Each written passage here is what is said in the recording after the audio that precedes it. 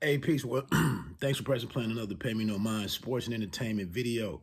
Now that some stuff, the boxing calendar is kind of filling back up.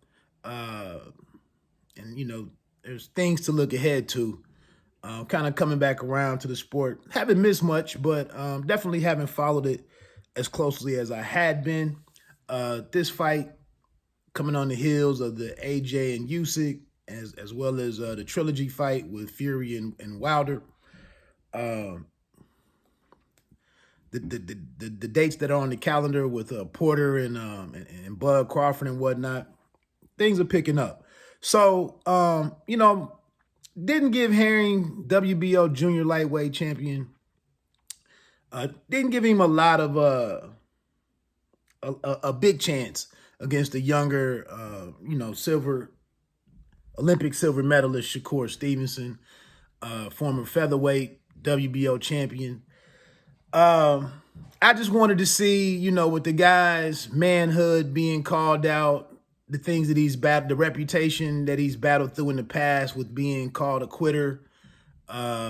He's always been been regarded as the weakest link amongst all the champions. And for him personally, I have talked to the brother a few times, but he has a decent sized family. I think at least 4 kids, maybe 5 or 6, maybe 5. I was hoping that the guy could defend his title and possibly get that, the unification bout with Oscar Valdez. To see if he could just walk away, accomplishing something greater. This was his 3rd or 4th title defense. So anyway, but you saw from the outset of the fight,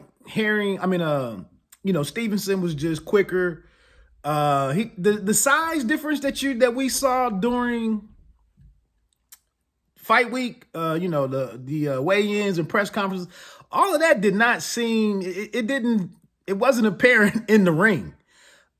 Stevenson seemed to be the bigger guy, definitely quicker. I'm not all that impressed with Stevenson. Is somewhat of a basic fighter to me. Kind of just walks forward, walks towards his opponent and lets his hands go when he wants to.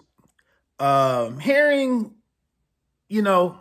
just like with Wilder against Fury, we didn't see a guy able to become something different that we don't normally see from him on fight night. Herring is kind of, we saw a flash of some nastiness, a little bit of viciousness against Carl Frampton, but we know what Carl Frampton's, where he was at that stage when they met, in his career when they met. And Herring, you saw him see it and he went for it. Here you can see from the outset, he just didn't see any comfortable looks. He likes to be longer. He likes to, he likes to work from the outside a little bit. He doesn't have a high work rate. He's not the most aggressive guy. He's not a savage competitor. We've seen that in many fights. So I just wanted to see, would he go in there and try to do the best job that he could and avoid getting back to the locker room like, man, I really let this one slip away. We saw the fight with Ladarius Miller back in the day. The Lamont Roach fight really wasn't a great fight. So anyway, this fight, it was all one-sided. Jamel Herring had the 5th round where he came in, mixing it up, head, body, head, and getting inside, throwing some clubbing shots, trying to take a stand. At this point, hell, his left eye was starting to swell by the 3rd round. I noticed that he never got to any body work, never really got to any body work, especially from outside. And that's like, for Stevenson, when will we see somebody actually hit the guy? no punishing shots really landed. I did have here that round 4 was a bit of a better round for Herring. He was a little more assertive.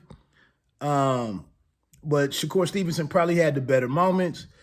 There was a right hook at 125 mark that buckled Jamel Herring a little bit. Front leg kind of shook a little bit. Jamel Herring tried to get inside in the 7th round, but Shakur Stevenson was outlanding. Then I had Herring started trying to rip some shots to the body. But then in the 8th, man, the jab was working beautifully for Shakur Stevenson. And just Herring just unable to land any really effective shots, unable to really counter the kid. He just came, he did what he said he was going to do. He beat Jamel Herring up. You can see all the facial bruising and whatnot. Hell, after the 2nd round, they had it as 26-6 and landed punches. That gap only got bigger in the ensuing rounds. It was just very little that Herring could do. He had to cut. Again, he's been bleeding, above the eyes a number of times. In the 10th, the cut over his right eye. And then, the kid just went to work. I was a little shocked that the referee stepped in and stopped a championship fight without there being any knockdown or any moments where Jamel Herring was really defenseless. But, that negative body language again when facing adversity, I think, came into play. He really wasn't responding a whole lot. And I would have, it's a championship fight. It's not good for television. I have to imagine that it's not good for the crowd that's there. But let it get to the end of the round. He also let the doctor look at it, examine it at the beginning of the round. But let it get to the end of the round and let the corner make a decision, or let the corner and the fighter make a decision if they want to continue. But to step in right there, it was a little bit of space between the two at that particular moment when he grabbed Shakur Stevenson. I just didn't like it. I said the same thing last week with Wilder not getting the 10 count when he got knocked down, or a count at all. These are champions. These are championship fights. You gotta let it go a little bit. They embraced afterwards. I saw the picture photo of the kid returning the belt to Herring. They do that after the fights. They shared a big hug. I don't think anything that was said before the fight. I thought Shakur Stevenson was way more gracious and authentic in being respectful and everything, and showing some love and whatnot towards Jamel Herring for the opportunity and all in the fight and all of that. I thought that was way more authentic than what we saw before the fight. You got to sell these fights. And Shakur Stevenson had never fought a champion. So if you can get under his skin a little bit, cause some kind of confusion in the guy coming into the ring, make him attempt to be what he's not, get him off of his game, weaken his game plan, or his showing on fight night, however you can. If you can do that with some simple words, then you do that. But like I said, the kid did keep up his word that he was going to beat him up. Just the hand speed advantage seemed to be stronger.